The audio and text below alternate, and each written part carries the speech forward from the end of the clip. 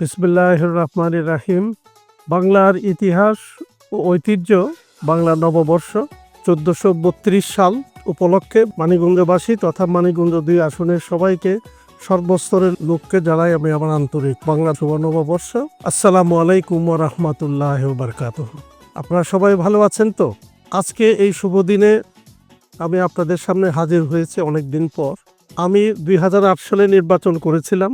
আপনারা আপনাদের ভালোবাসা দেখিয়েছেন, আমাকে ভোট দিয়ে সংসদে পাঠিয়েছিলেন এবং আপনাদের ভোটে নির্বাচিত হয়ে আমি সংসদে গিয়েছি এবং আমি চেষ্টা করেছি আপনাদের পাশে থেকে আপনাদের সেবা করা, খেদমত করার।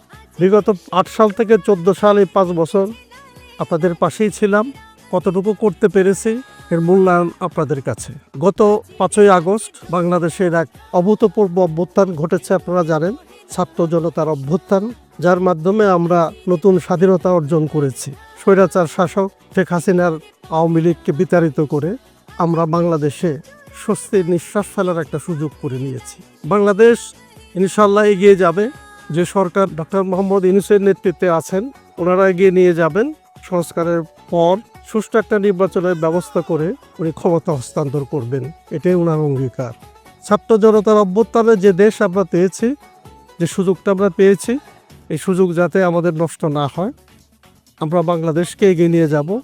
আপনারা যারা মানিকগঞ্জবাসী আছেন, মানিকগঞ্জ ২ আসনের সর্বস্তরের জনগণকে নিয়ে আমি এগিয়ে যেতে চাই। আগামী নির্বাচন যখনই হোক আমি আপনাদের পাশে আছি, আমি আপনাদের দোয়া চাই। আপনারা যদি মনে করেন আমাকে ভোট দিয়ে আবার নির্বাচিত করলে আমি আপনাদের আগের মতো পাশে থেকে আপনাদের উন্নয়নের জন্য কাজ করে যেতে পারবো, ইনশাল্লাহ আমি আপনাদের পাশে থাকবো, এই ওয়াদাবদ্ধ আমি। প্রিয় এলাকাবাসী, কতিপয় লোক এর কারণে অশান্তি সৃষ্টি হচ্ছে সারা বাংলাদেশে।